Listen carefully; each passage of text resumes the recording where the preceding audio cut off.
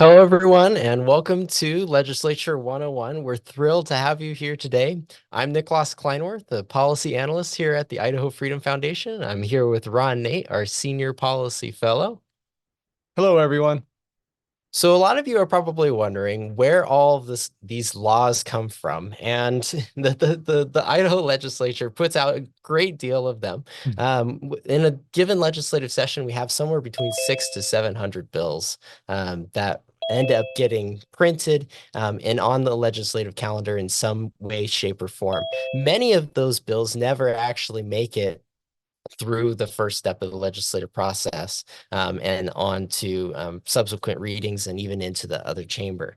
The Idaho Freedom Foundation ends up rating about 300 of those bills that then get featured on our on our indexes, whether it be the Freedom Index, the Spending Index, or the Idaho Education Index.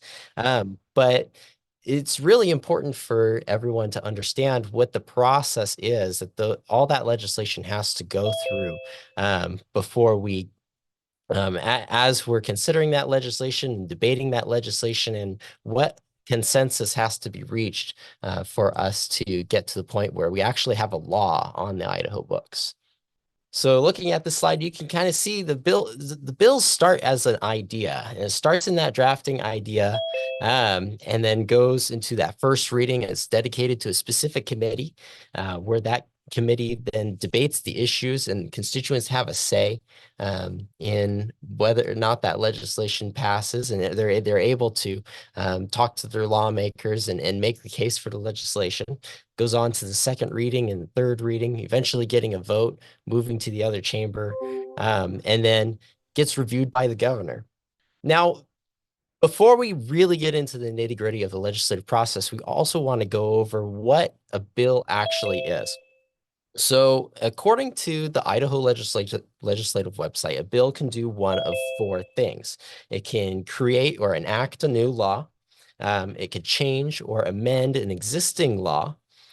It can repeal a section or an entire chunk of an existing law, or it can set aside public monies as an appropriation in Idaho law. And those laws expire from year to year or over a set period of time. The process kind of tapers down as the legislative session starts. So next week, the start of the legislative session is on Monday. On day one, almost any legislator or group of legislators can propose a bill to be considered and printed and then move through the legislative process. But then as we go, there's so many bills need to be considered and may or may not move through the legislative process. It starts tapering down. And so by day 12 in the Senate and day 20 in the House, you'll see that only committees can introduce new legislation at that point. That basically gets us through the first month. So about really by the end of January, there's no more bills coming from individual legislators or informal groups of legislators. And then it's not until day 36 that you finally get to a point where only special committees can introduce that legislation. These might be the Education Committee or the Ways and Means Committee or the Finance Committee, things like that, that ultimately propose that legislation. Yeah, and I'll just add in, usually that's only at the direction and permission of leadership too. Once you get beyond day 36, the leaders have to pretty much be on board to do it. Exactly. So it starts to get really hard to put something through kind of last minute at the very end. Um, And so when we're talking about drafting a bill, obviously it starts as an idea. That idea can really come from anywhere, right, Ron? It can come from a legislator. It Yeah, can, when I was in the legislature, a lot of my bill ideas came from constituents. A- Actually, a lot in my district and from all around Idaho. They'd call me up and say, "Hey, this is something that's going on, and we need to fix it." And so we'd get to work on it. Yeah. exactly. And so once it goes to the Legislative Services Office, it gets drafted and is given an RS number so we can track it. But it's important for people to know that that RS legislation, the drafted legislation, is actually not a public document. It's considered private property of the legislator that asked for it to be drafted. And so there's no way for the public to access it unless the legislator intentionally shares it out to people or gives permission for it to be shared. And that's a little frustrating. You'll see on the committee agenda RSs with a little title that says concerning Medicaid, and you won't even know what it's going to do until you listen to that committee hearing. And if the committee so willing prints the bill, then you can finally access it as a citizen. Exactly. And so what becomes really important at that point is the print hearing.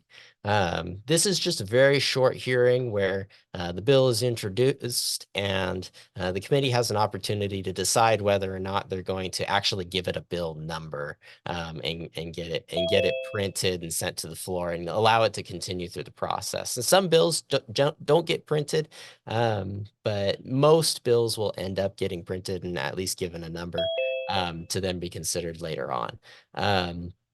Generally, it's a very short hearing and it's just a simple majority to pass it along. Usually it's, considered just sort of a privilege of being a committee member is that you can introduce a bill and get it a bill number. But, time to time, a committee will hear an idea and go, that's not even an idea worth considering. It'd be a waste of time or something that's just so egregious they don't agree to it. But for the most part, bills get printed and then move. Then they get full consideration after that. Exactly. So moving on to the next slide. So let's say that the bill moved through and got to the first reading calendar. It just goes through a very short process where it's read across the desk on the floor. A lot of the times it's just the title and the bill number itself. And the more important part about this process, though, is it's referred to a specific committee. So it can be printed in one committee, but then leadership might decide that it actually belongs in a different committee. And so in where your bill ends up can actually really decide whether or not it's going to be successful later on when it's being considered in committee. Bills that leadership might not like will actually go to some hostile committees and committees where the bill is most likely to die because the members aren't very favorable toward it.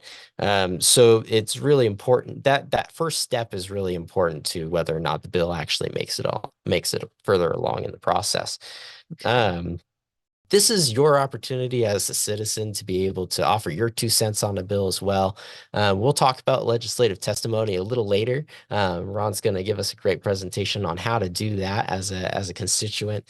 But the committee generally will go through this piece of legislation. They'll study it. They'll examine the impacts of this legislation, and then ultimately consider it for a vote. And that vote would send it back to the floor and consider it for the second reading, put it on second reading calendar. Anything to add to that, Ron?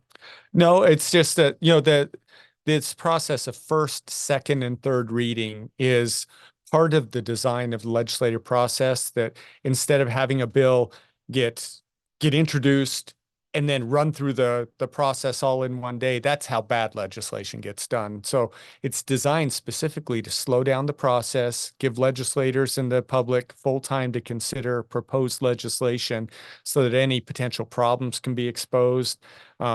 Any other considerations could be brought into it. What's frustrating, though, is at the end of the legislative session, leadership has a bill that they love or that they want to get through at the very end. And so they will try and suspend rules to get things through. I saw a 40-page oil and gas bill introduced and sent across the House floor all on the same day because they suspended rules. It's usually a bad sign that's not the way good legislation gets done. So it is slow by design, sometimes frustrating, but that's you'd rather have a slow process where you can find all the worms in a bill before you pass it. Absolutely. Okay, so then once the bill makes it out of the committee, so let's go to the next slide, actually. This is actually a completed agenda from a committee. So we can see that a bill was considered. They took testimony from various parties. They'll usually indicate who was in favor and who was against, kind of provide some details for what that discussion was, and then what the ultimate vote outcome was. And if you're doing legislative research, you're trying to understand what some of the points that were made on a bill and how the debate went. And this is a really good resource to be able to understand what that looked like, what the history of that legislation looked like.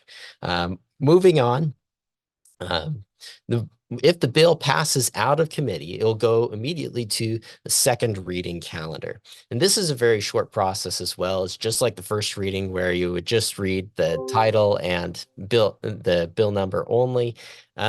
Usually according to the rule, you actually are supposed to read the full thing, but generally they will waive it unless it's somebody objects and they want to really read the whole thing on the floor. Um, a lot of times the second reading actually gets suspended entirely and the bill can immediately go to the third reading. This often happens for budget legislation. And so, like you said, Ron, rushing that process kind of is usually an indicator that we got some concerning legislation. It does. Part of me wishes that they would actually physically read the bill on the third reading, and I think that's the way the parliamentary process was designed. That for those that haven't had the time to consider everything, actually reading it aloud and having everyone hear the language. I know legislators say they're prepared, but I doubt how many of these bills are actually getting read fully before they're voted on. And with hundreds of bills being considered, it's really difficult to find time in the middle of a legislative session to read them. And so it would be hard to believe that anybody is reading all of them. And honestly, we don't need more bills passed each session. We probably need fewer bills passed. Is probably true. Yeah. So moving on, the third reading calendar is where a lot of the action happens on the bill. So they'll read the bill one last time. And this is where debate happens as well. A lot of the legislators will establish their position on the bill and they'll debate in favor or against the piece of legislation before it goes to a vote. If it passes by a simple majority, unless it's a constitutional amendment, it'll go through all the same process from the very beginning in the other chamber. So if it passed in the House, it move over to the Senate and go through all the same processes. If it's voted down, can't achieve a simple majority in either chamber, then it will die there in that chamber, and that's the end of the road for that piece of legislation. And then once a bill passes both the House and the Senate, it'll go through a process that's called enrolling, where it's just being prepared for signatures. The House and Senate leadership will end up signing the piece of legislation right before it goes to the governor's desk, which is on the next slide. The governor actually has three options. He can either sign the legislation, veto the legislation, or he can do nothing. It can expire on his calendar. Signing the legislation, he actually has 5 days or less to sign the legislation during the legislative session. But once the legislative session adjourns, he has 10 days to do that. If 10 days passes after the end of the legislative session or 5 days passes during the session, the bill will automatically become law without his signature. If he chooses to veto the legislation, it actually has to go back to the House or the Senate. Usually whatever chamber the bill originated in is where it'll start. And it has to achieve a 2/3 majority in both chambers, voting separately in order to override the veto and become law without his signature. You can go to his website. You can see all the bills that he has on his agenda, which bills he's vetoed, which bills he's signed, which bills just expired on the calendar. You could also see the statements that his office have released, detailing what his positions were on the legislation and why he took the action that he took as well. So we can see that kind of highlighted here on the next slide as well. Just a good kind of overview of what we just talked about. And then this next slide is kind of what it looks like when you're looking at the information on the legislative website as far as what happened to the bill and what its final status is. And you'll see the time of day and the date that it was delivered to the governor, because it is literally 5 days to the minute there, so that if it goes 1 minute beyond that, the bill becomes law without the governor's signature. Exactly. No procrastination in the governor's office. Okay, so that gives us a really good overview of the legislative process and how a bill becomes law. The next hurdle that we want to get over is actually reading legislation. And you can access all of this legislation through the legislature's website. That's legislature.idaho.gov. If you go to that website and you click on legislative sessions, then you'll end up with the list. So we could go. You'll end up with the list of different ways that you can parse the list of bills. And with so many on the docket, this becomes a really useful tool. I personally use the legislation by topic, so that way I can look at appropriations bills versus any other bills or education bills specifically. But another way, if you're looking for a very specific bill and you happen to know the bill number, you can go to legislation by bill number, and that'll give you a list in bill number order. So that way you can look it up in the list there. Moving on to the next slide there, you kind of see what that page looks like as everything is organized. It gives you the bill number, just a very quick description of what that bill covers. And then it'll tell you what the status of that bill is. So which committee it's stuck in, and whether or not it's on first, second, third reading, and whether or not it is on the governor's desk pending signature. Yeah, and the more you look at this, the more you'll become familiar with the abbreviations. It looks like those first two are House State Affairs. And so they give you the committee that it's in, or if it is passed the House, sent to Senate, it gives you a little update on where the bills are so you can kind of track them. Exactly. Okay, so moving on to the next slide here. For example, we're using House Bill 77 from the 2021 legislative session. You see that we have a bunch of information on the legislation. It gives you date stamps for all the actions that were taken for that legislation. But for now, we're going to click on bill text. Moving on to the next slide, we can look at the actual text of the bill. It tells us what legislature that bill was introduced in. Moving on to the next slide, you can see which chamber was the originating chamber. It tells you the bill number. And then it also tells you some additional information in the header too. So it may give you some committee information, the ballot title, and other reference information and tools as well. If you go to the next slide, this is what it looks like when we're adding language to Idaho code. All of it is always underlined if it's new language that we're changing the code with. For this particular piece of legislation, this was a piece of legislation that was it was called the Free Range Kids legislation. What it was designed to do.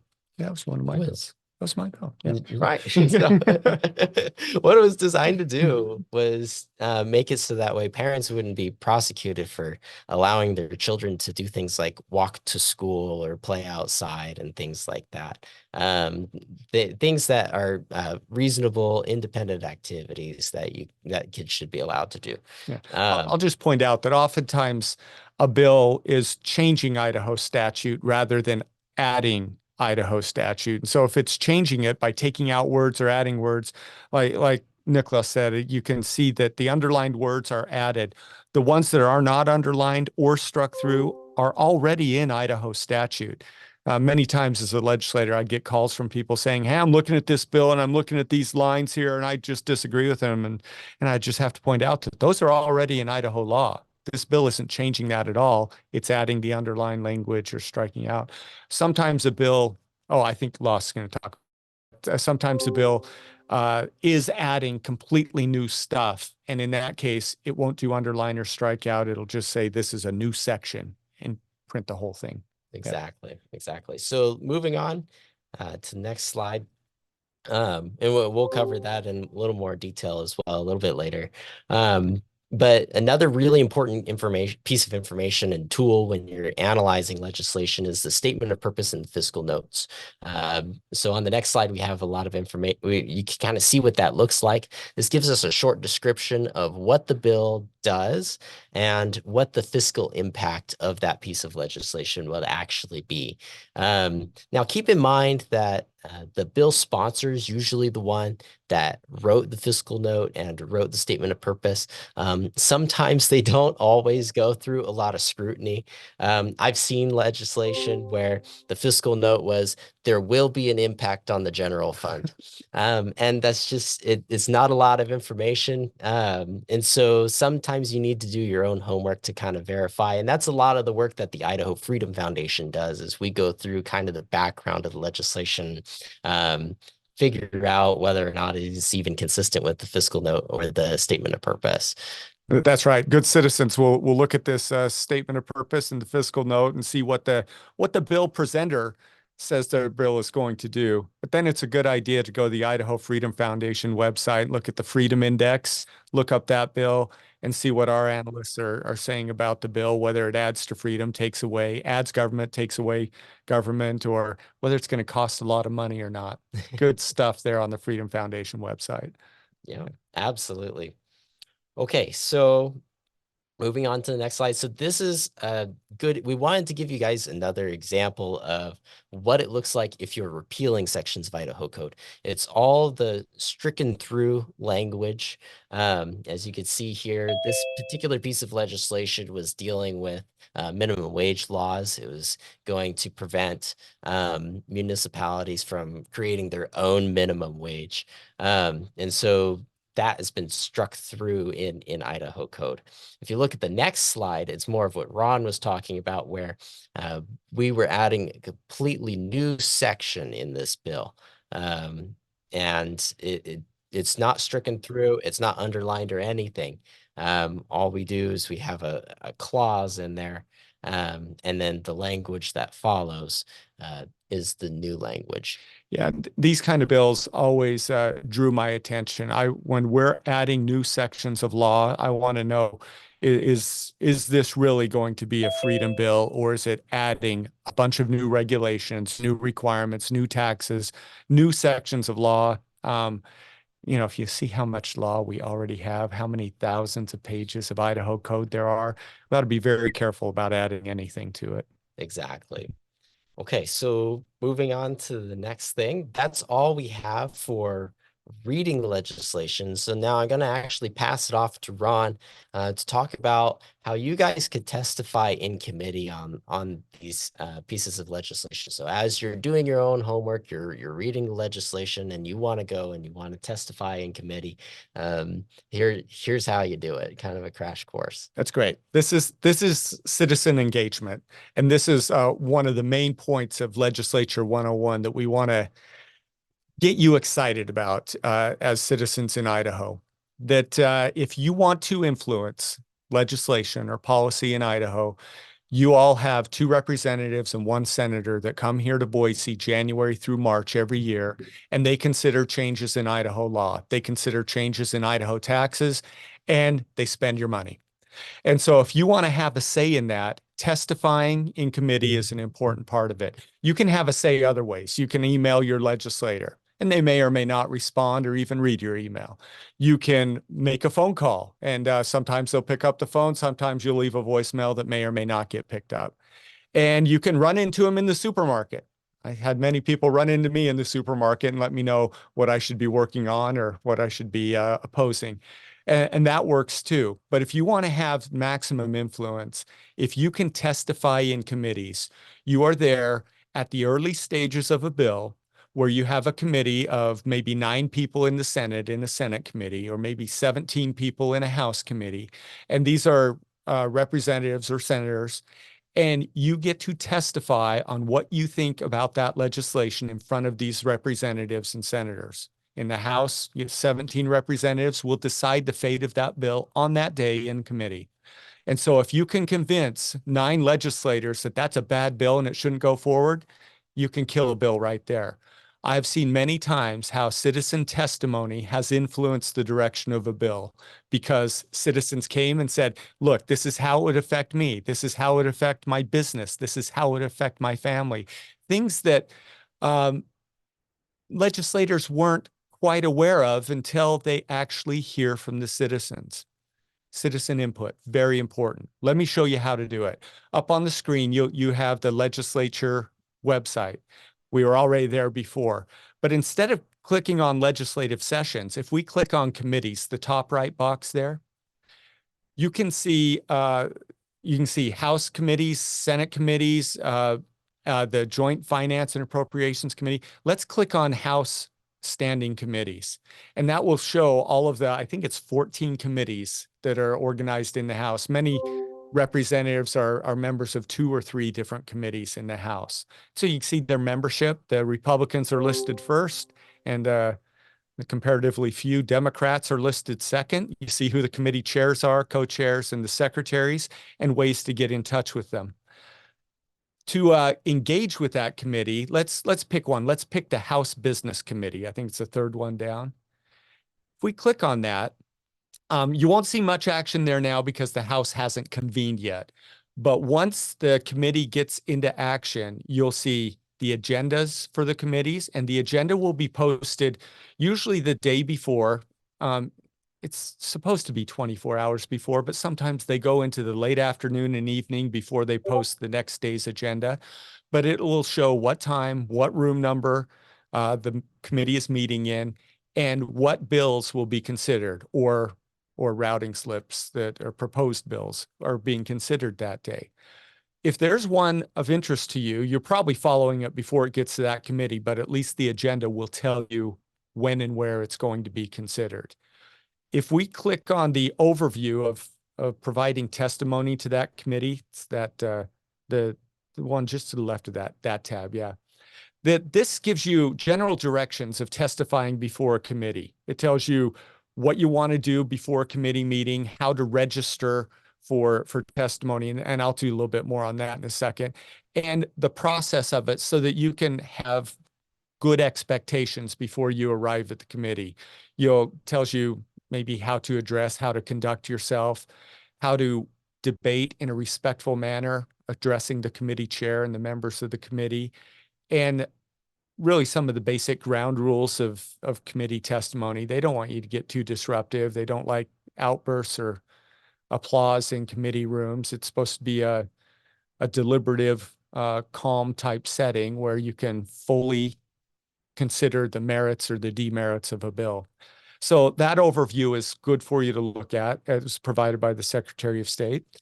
And it's always Loss. important to make sure that you're respectful when you're delivering your testimony. You're not going to convince anybody to take your side on an issue by being disrespectful. And so just make sure that you're respecting the rules, you're going through the chair, and that you're respecting the legislators trying to consider the piece of legislation and consider the testimony before them. Absolutely. Great advice. But that doesn't mean you need to check all your passion either. So you can still feel strongly about something and let the legislators know just how this may affect you. Let's go up to the last tab for that business committee, and it's registering for testimony. That there's a couple ways to testify. You can show up in Boise, register to testify as you go into the committee room. You need to sign in to be able to testify so that the committee chair knows that there are people out there in the room, yourself, that wants to testify for or against a bill. You can also testify remotely using your computer and a Zoom interface where you can register. Sometimes they'll let you register on the same day as the committee meets, but if you really want to have the best chance to testify, probably the evening before, you'll want to follow these instructions there, giving your name, your location, and everything, so that you'll get on the list that the committee chair will have as the committee chair calls up remote testimony. The committee chair usually alternates between pro and anti on a bill or a piece of legislation. So you'll want to indicate that the committee process is supposed to be fair. And so alternating back and forth between support versus non-support for a bill is fair. To be effective, now I've sat on a lot of committees. I've watched a lot of people testify. You are going to be limited in your time. Sometimes it's frustrating, 2 or 3 minutes on a very important big issue, but that's, we want to get as much testimony as we can from as many different people as we can. So limiting the time is sometimes necessary. You'll want to have your thoughts organized. You'll want to be ready to go. There's advice there on not being nervous. And part of not being nervous is having your notes in place so that you know what you want to say ahead of time. The clock starts. If you start talking about the weather, your trip to the Capitol, and what an adventure it's been today, that's counting against your time. So you'll want to get to the point very quickly. Let them know why you support or are opposed to a bill. If you can provide evidence, you can provide personal experience, you can provide predictions of what this bill is going to do, that is compelling for legislators. Probably something that hasn't been considered, especially if you're against a bill. The sponsor isn't going to point out the warts of a bill. Sometimes the testifiers in committee, the citizens there, are the ones who pointed out what was really wrong with the bill. And I have seen many committees, many representatives on committees change their mind once they saw public testimony, where a business owner came in and said, this is going to kill my business. And maybe the bill needs to go back and be reworked. Maybe it's a bad idea all around, but this is your best opportunity to influence legislation. I really encourage you to do that. If you can come to Boise, great. If you can have to do it remote, great. But let the legislators know. By the time it's getting to the governor's desk, he's got so many thousands of people contacting him. You're one of them. But if you're one of 20 testifiers in a committee room with 9 senators considering a bill, you can be very impactful in the Idaho Capitol. So I encourage you to do that. I think that's it for my advice on this. But if you have questions about that process, please send us an email, info@idahofreedom.org. And on any of this too, I'll turn it back over to Loss. Maybe we have time for questions, or I don't know what you have left to do, Loss. So Yeah, that pretty much wraps things up for the Legislature 101. We have time for some questions. If anybody wants to drop their questions in the chat, or if they want to, I'll put on my headphones so I can hear you if you chime in. Yes, if you want to verbally ask your questions, please use the raise hand function, and we'll try to get to as many people as we can. There we go. Is it Catherine? Yes, I have a question about, I followed quite diligently the last session with the Idaho Legislature website that you provided. And what I found, though, toward the end of the session was it became fast and furious. And it was difficult to follow bills as to whether it was in the Senate, in the House, back to committee, et cetera, et cetera. Is there any way to improve that process, or is that just how the whole system works? So I'll tell you what I do. Go ahead. If I may. Obviously here at IFF, we have to track a lot of legislation as well, and a lot of it simultaneously. Because I specialize in the budget bills, I had 125 budget bills that I had to simultaneously keep an eye on. And so what I actually found was a really helpful tool is if you go to Legiscan, which powers our Freedom Index, actually. They do a lot of the they help us do the index and kind of source that information. So Legiscan is a really great tool for you to be able to get notifications in your inbox when a piece of legislation is moving, or you can even set it to give you a notification when something is being introduced that falls under a certain topic and it matches some search criteria. And so you can follow legislation in Idaho, you can follow legislation nationally as well. It's a really great tool, and I've been using it a lot. Do you have any tips, Ron? Sure. A couple other tips too. I think on the legislature website, you can also do My Bill Tracker. And so you can put in a bill number and say, I want this bill tracked, and it'll also send you notifications. And here's another tip too. Look at the sponsor of the bill. And so if you can get in contact with that bill sponsor and be in touch with them, they can help keep you updated on when things happen. As a legislator, I had several people contact me and say, I'm really interested in this piece of legislation. When it gets brought up, I want to testify on it. And it's very helpful for a legislator knowing that there's people out there willing to testify for a bill you have, they will absolutely be in contact with you to track that so that you can be in the committee room. But you are right too, Catherine. At the end of the legislative session is when a lot of things are moving around and sometimes rules are being suspended. And so we have to be extra vigilant to follow them. I would suggest, being on the Idaho Freedom Foundation website too and tracking that legislation so you know what's going on with it. We try and stay on top of it the best we can, not let anything slip through the cracks. We sure do.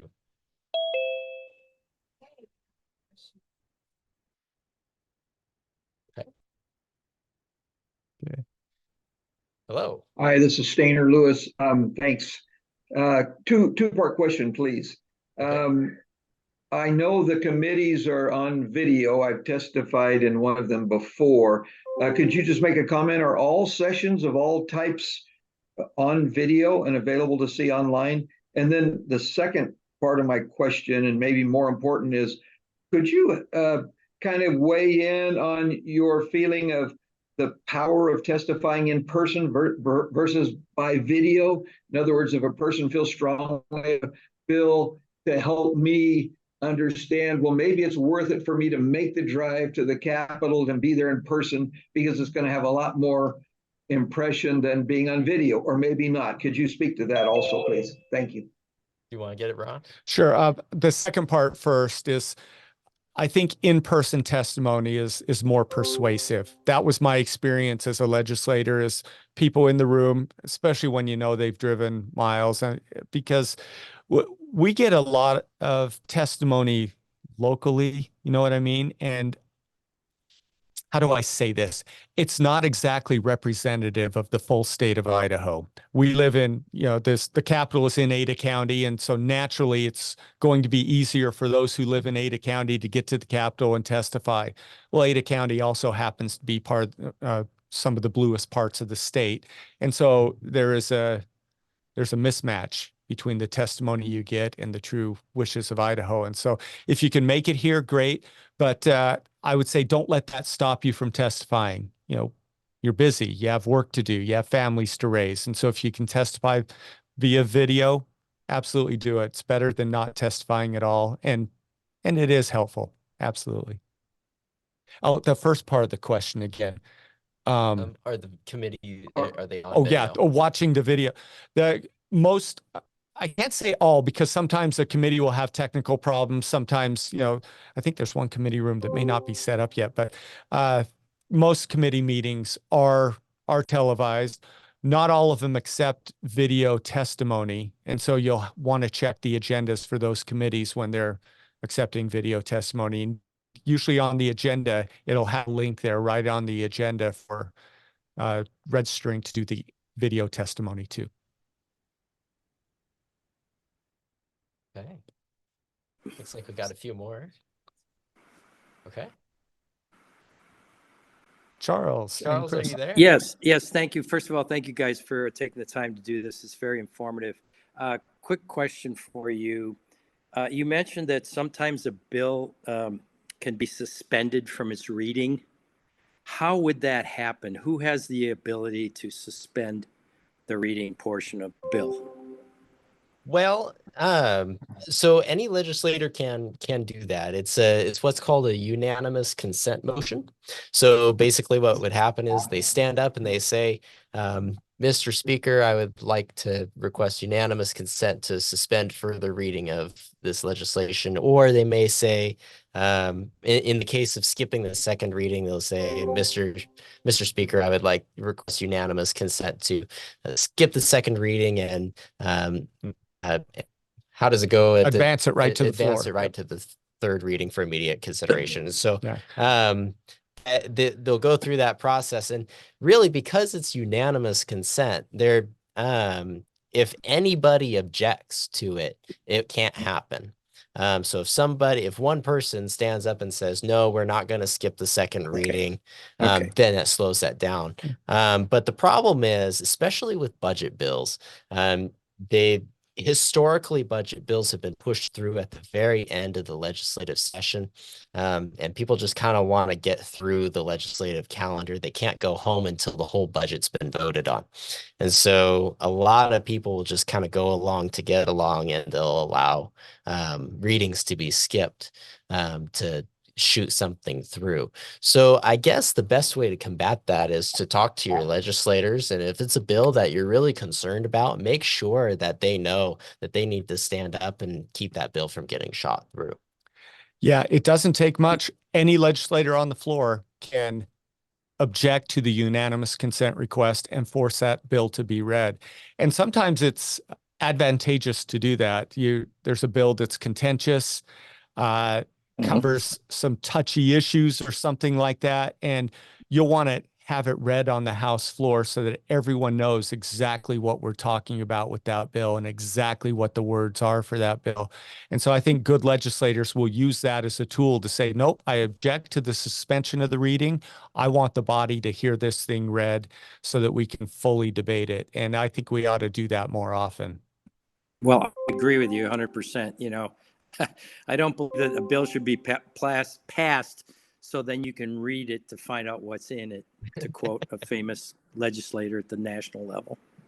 Thank you. So thank you for your question.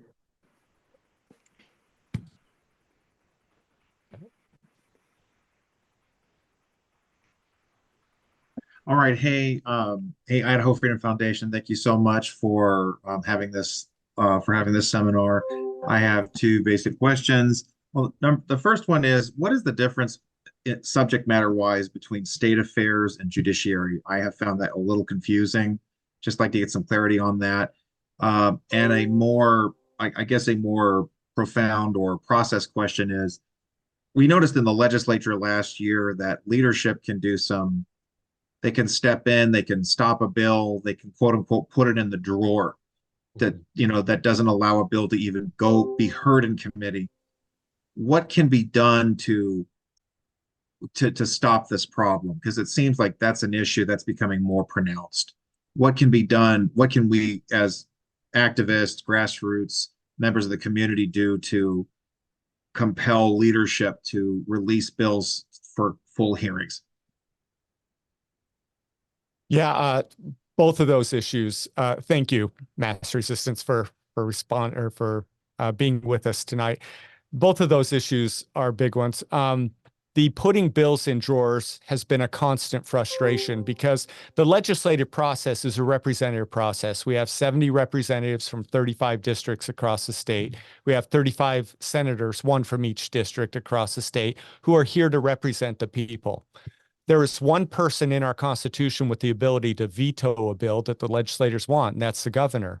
Other than that, individual legislators don't have the power to stop a bill, except for this tradition that has been put in place where committee chairmen stuff a bill in their drawer. They don't want to hear it, and so they won't let their committee do their work. We've seen a lot of good legislation get stuffed in committee drawers. Legislation about the Blaine Amendment and school choice, legislation about grocery tax repeal that would be helping a lot of Idahoans today but the legislature could have voted on it. But one committee chair, possibly under the direction of that chamber's leadership, decided that they didn't even want their committee to do their work and vote on a bill. And so it takes the people to put the pressure on the legislators and on the leaders to say, we want the bills heard. We want our representatives to vote for or against it. As to your first question about state affairs versus judiciary and rules, my understanding is the Committee of Judiciary and Rules handle law enforcement, the judicial and court system, and changes to that, and punishments, and those sorts of things. State affairs handles how the state conducts its business, so changes to how different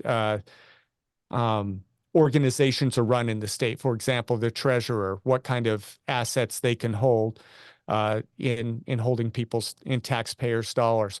Or it handles a lot of the social issues like abortion bills or gun control bills will be handled in state affairs. So it is one of the most fascinating committees. State affairs handles all of those kind of key issues. But I think the difference is supposed to be whether it's happening in the courts and law enforcement versus whether it's an issue about whether we're deciding whether something should be legal or not, or change the legality of something.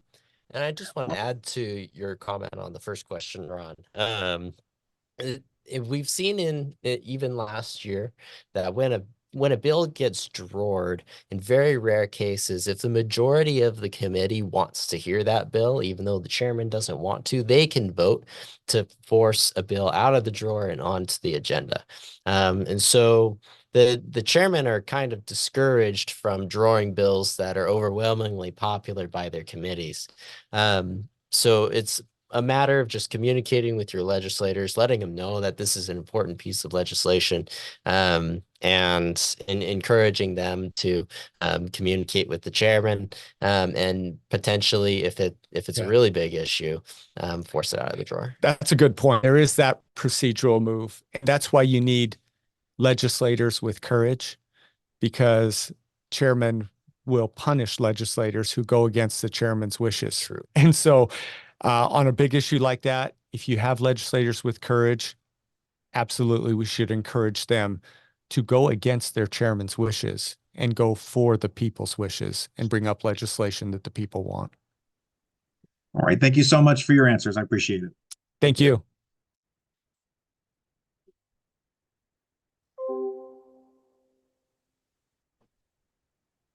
Kathleen, are you there? I am. My question is, again, thank you for putting this together. It's amazing. And the reason why the state only has a session for 3 months is in the law. Why can't that be changed so that they have to be in session longer? Since the world has become so much more complicated and there's so many more issues at hand, and they rush things through at that last 3 weeks, and like the previous question, person said, it's you can't keep up with the pace. So why do we force ourselves to make these quick decisions and we just don't say we need to stay in session for another month or so?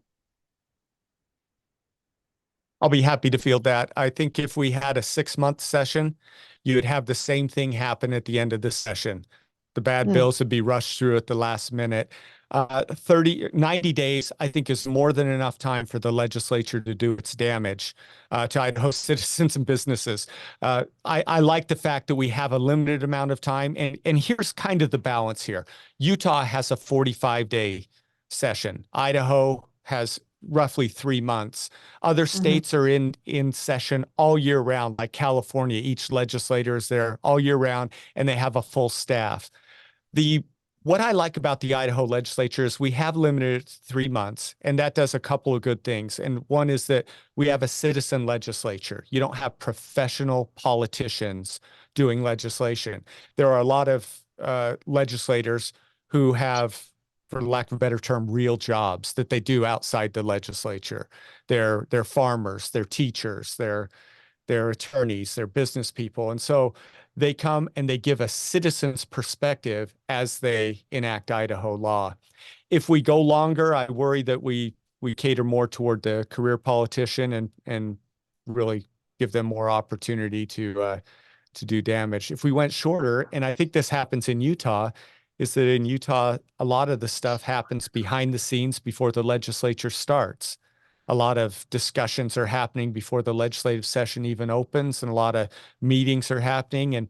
And I like the work done in front of the public. And so gives us enough time, but not too much time. I don't know if that's the best answer, but yeah. Very, very good reasoning, and I appreciate your time. Thank you. Thank you, Kathleen. I appreciate you. Snake River event. Okay. Hello, can you hear us? Snake River events. Yes, thank you. I would like to know, how is it that the Medicaid expansion was added to the ballot instead of going through the legislative process? You want to talk about the Sure. initiative process? So with the initiative process, that is a completely different mode by which some legislation can be brought through. It's in the Constitution. It's in the Yeah. Constitution for them to be able to petition the citizens, collect signatures to put something on the ballot, and then be considered by the state as a whole. And so the bill didn't necessarily need to go through the legislative process starting in the legislature, but yeah, I'll just put out there that in Article 3 of the Idaho Constitution, it gives two opportunities for citizens to enact to consider legislation. One is they can have a referendum where they move to strike down what the legislature has done. The other one is initiative process where they can bring legislation forward and actually pass it outside the legislature. And so it is a protection, a check and balance on the legislature that the citizens have. Now, not every state has this. Idaho does. I think it ought to be a pretty high threshold to get the number of signatures and the number of support for Idaho citizens to change law themselves. And here's why. It's not because I have this inherent trust in legislators, but I have more trust in the legislature process, in that it works well to vet a lot of potentially bad legislation. We've all seen how popular support can be built around something, and the mob rule can come into play and affect, people's opinions. If you have a big spender like a George Soros come into the state, he can build a lot of support for very, very bad policy ideas. But it's much more difficult for that to happen through a legislative process that has a full system of checks and balances. So you're right, Medicaid expansion came in that way, and it's bad policy. It's cost Idaho 2.5 times what they said it would cost us. And I think it ought to be struck down. We shouldn't be expanding Medicaid this session like some legislators want to do. We should be repealing Medicaid expansion.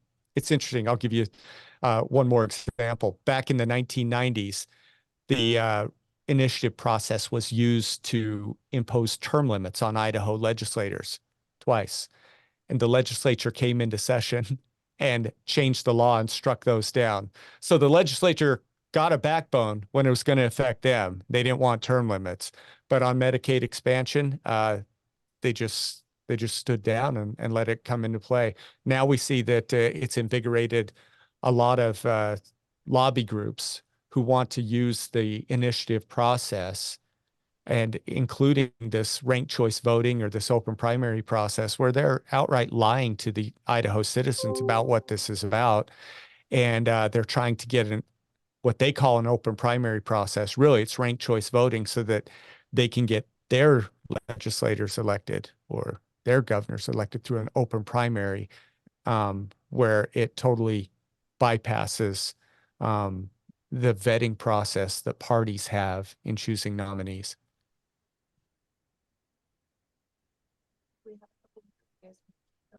Yeah, just a follow-up. Is there anything in the works to raise the threshold? And can you tell us what the threshold is? What needs to happen through the initiative process? Yeah, gosh, the threshold numbers, it's something like 18 counties need to have a certain threshold of votes. And I think it's, somewhere around 50,000 signatures. I'm not sure overall to get it on the ballot. But once it's on the ballot, it's just 50% plus one is needed to pass an initiative. I know that there's some in the Idaho GOP who are pushing a resolution to get that number raised to be more like 60%. When we go into debt, when cities want to go into debt or school districts want to go into debt, they need a supermajority to make that happen. I think that we ought to have supermajorities for when the people are trying to change the law, because it is so susceptible to the swaying of public opinion with a lot of outside money.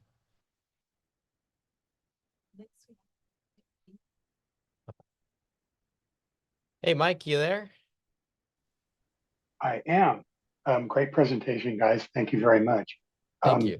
So if we wanted to disseminate this information to educate others, would you guys make the presentation deck or the video of this available? Yes, I'm getting a thumbs up from our vice president and that we will make both the recording and the presentation available. Awesome. Great. Thank you. You're welcome. We have Jefferson. All right, Jefferson, can you hear us? Yes, I had a question. You were mentioning that I believe in the first days before the 15th, bills can be introduced without having to go through committee. So is that perhaps one way that they don't get, how you say it, hidden George? away by the chairperson? Yeah, drawered. So that's a little earlier in the process. So if you back up to when the bill is first created, it's still on RS. It doesn't have a bill number yet. And so the introduction process, when you can give it a bill number, is what that deadline is for. So you have basically within the first month to get your RS into bill form. But then where it gets drawered is when when it gets through the first reading and then it's assigned to a committee, then that committee is where it gets drawered. So it's between the first and the first reading and the committee hearing that it gets stuck. Yeah. So, and unfortunately, you can't avoid it going through a committee process. Every bill is going to be susceptible to a committee chair either putting it on the agenda or the committee trying to overrule the chair. It used to be that in the House, at least, any member could call up a bill from a committee chair's drawer, and we tried to do that many times with grocery tax repeal. But now what the legislators did is that the leadership pushed a rule change to not allow that anymore. So it took power away from Idaho citizens, power away from their representatives, and put more power in the hands of committee chairs and leadership. And some of your legislators did that. okay. All right. So thank you everyone for joining us for Legislature 101 this year. I hope that you would still join us for Legislature 201, even with the new date. Again, that is next week, Wednesday at 7 p.m. Mountain Standard Time for those of you in North Idaho. And we'll be right here in the studio. We're happy to have your feedback on any and all of this. Send us your emails and stay in touch. It's going to be a great session. Exactly. And if you have more questions, you find questions that you have later on after the presentation, please don't hesitate to email us at info@idahofreedom.org. Thank you, Ron, for joining us today. Thank you, Niklas. Thank you, everyone. See you, everyone.